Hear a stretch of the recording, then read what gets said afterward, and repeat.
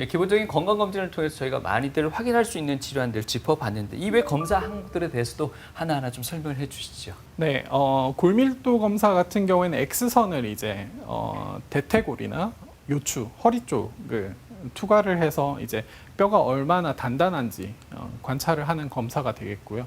제일 흔한 위험 인자는 폐경 후에 골밀도가 확 떨어지는 경우가 있습니다. 그래서 폐경 후 여성은 가급적 검진할 때 반드시 하시는 것이 좋습니다.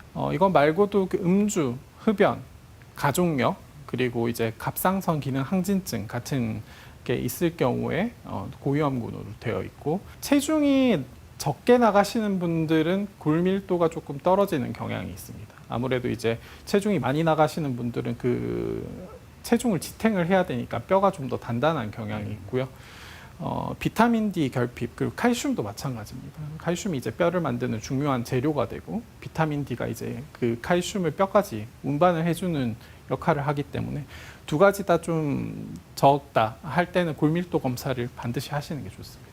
내시경 검사는 이제 카메라를 직접 넣어서 하는 검사가 되겠죠. 그래서 위내시경, 대장내시경을 통해서 이제 암뿐만 아니라 이제 어떤 용종이나 궤양이나 이런 걸 있는지 관찰을 하게 되고요.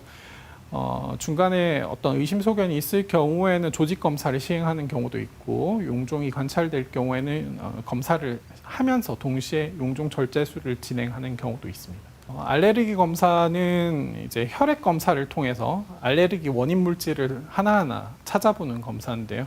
보통 뭐 호흡곤란, 재채기, 콧물, 두드러기 같은 알레르기성 증상이 있는 경우에는 한 번 정도 해보시는 것이 좋습니다. 그리고 유전자 검사 같은 경우에는 아까 말씀드렸다시피 유방암 같은 경우에는 비교적 유전자가 잘 알려져 있습니다. 브로카 변이 같은 이제 이런 유전자 변이를 확인을 함으로써 내가 얼마나 이 암에 대해서 위험도가 높은지 하나하나 알 수 있는 좋은 검사고요. 급성 심정지 패널 검사 같은 경우에는 이제 보통 급성 심정지 중에서 한 15% 정도가 유전성이라고 알려져 있는데, 가족력으로 비롯된 유전성이 있는지 알아볼 수 있는 좋은 검사가 되겠습니다.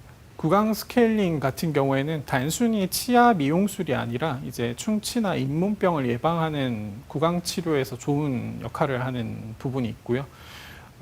지금은 만 19세 이상에서 1년에 1회 건강보험을 적용받기 때문에 필요하실 때 챙겨서 하시는 것이 좋습니다.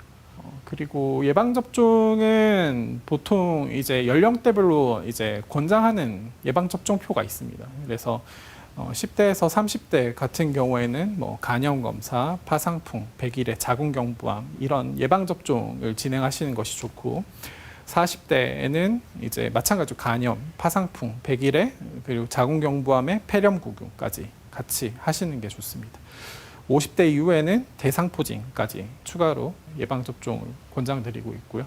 간염 같은 경우에는 이제 항체가가 바뀌는 경우가 있습니다. 특히나 비형 간염 같은 경우에는 항체가가 있다가 항체가 없는 것처럼 보일 때도 있고, 반대로 보균자였다가 항체가 뭐 생기는 경우도 있기 때문에 처음에 이제 10대에서 30대 때 검사 결과를 받아보셨다고 해서 그것만 가지고 계속 쭉 그냥 그 뒤에 검사를 안 하시는 것보다는 그래도 중간중간에 한 번 정도는 이제 간염 검사, 바이러스 검사도 같이 해보시는 것이 좋습니다.